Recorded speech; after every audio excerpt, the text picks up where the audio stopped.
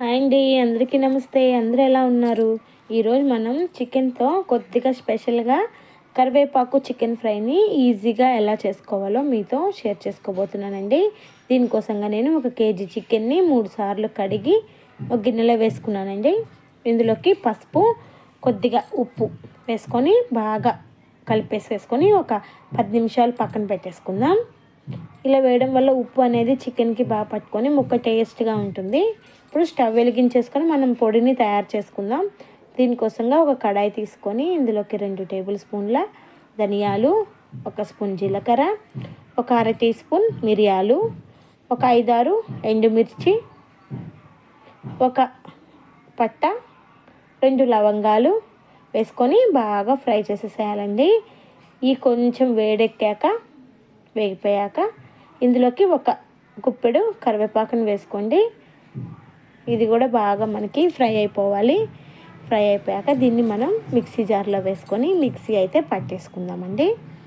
Fry అయిపోయి mixie జార్లో వేసుకుంటున్నాను.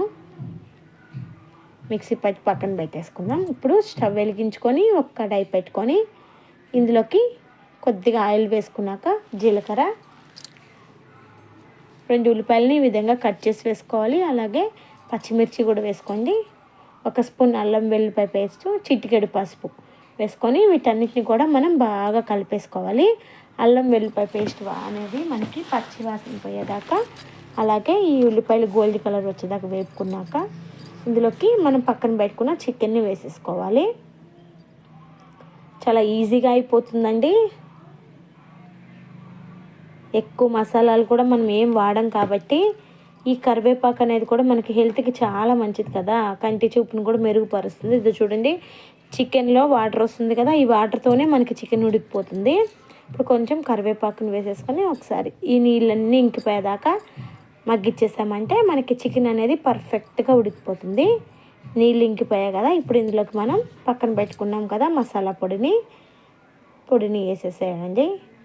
అంతే అండి, సింపుల్గా మనకి ఈజీగా కూడా అయిపోతుంది. పిల్లలకు కూడా చాలా ఇష్టపడతారు. వాళ్ళని కరివేపాకు తినండి అంటే వాళ్ళు తినరు కదా. ఇట్లా మనం వెరైటీగా వాళ్ళకి ఇష్టమైన చికెన్లో కానీ ఈ విధంగా చేసి పెట్టామంటే బాగా నచ్చుతుంది. ఇప్పుడు కొద్దిగా కొత్తిమీరని అయితే వేసేసి సర్వ్ చేసేసుకోవడమే అండి. ఇది మనకి చపాతీలో కానీ అన్నంలో కానీ దేనిలోకైనా కానీ పర్ఫెక్ట్గా సరిపోతుంది. చూడండి, కరివేపాకు చికెన్ రెడీ. మీరు కూడా ఈ వీడియో చూసి తప్పకుండా ఒకసారి ట్రై చేయండి. ఎలా వచ్చిందో మాకు కామెంట్లో తెలియచేయండి. Thank you for watching.